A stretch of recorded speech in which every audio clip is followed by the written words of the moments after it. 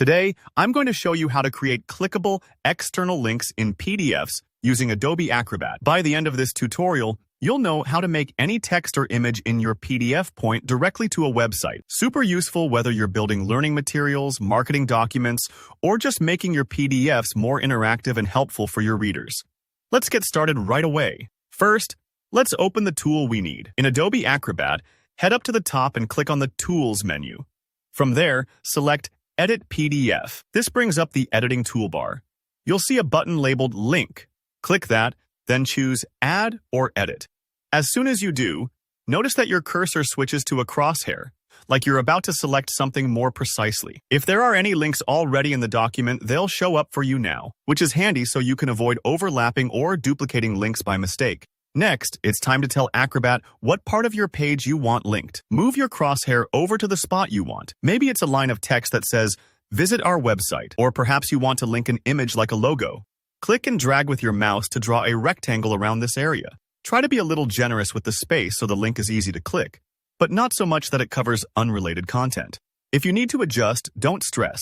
You can select and resize the link rectangle as needed. When you release the mouse, you'll see the Create Link dialog box pop up. This is where you choose how the link will look on the page. You can pick either Invisible Rectangle, which makes the link completely hidden unless someone hovers over it, or Visible Rectangle, which frames your link with a box, almost like highlighting a passage in a book.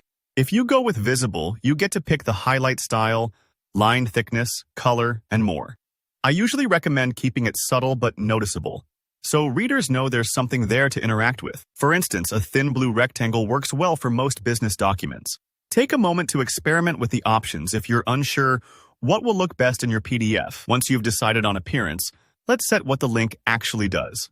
In the Link Actions section, select Open a Web Page. This tells Acrobat that when someone clicks, it should launch their browser and go to a URL.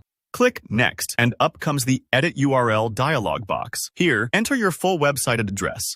Make sure it starts with HTTPS/ so it works everywhere. Double-check the spelling. A tiny typo here can mean the link doesn't work at all. Once you're sure it's correct, click OK. Great, the link is now in place. To double-check it, hover your mouse over the area you linked. The cursor should change to a hand, a little visual cue that tells your viewers they can click. Go ahead and test it by clicking the link. Acrobat may display a security warning about opening external sites. This is totally normal. Just confirm you want to proceed.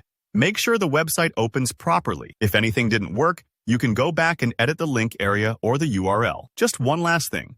Don't forget to save your PDF so all your changes stick. Hit save, and you're good to go. I hope you found this walkthrough helpful. If you have questions or run into any snags, feel free to leave a comment, and I'll do my best to help. Don't forget to like the video if it helped you, and subscribe for more practical PDF and design tutorials. Thanks for watching, and happy linking.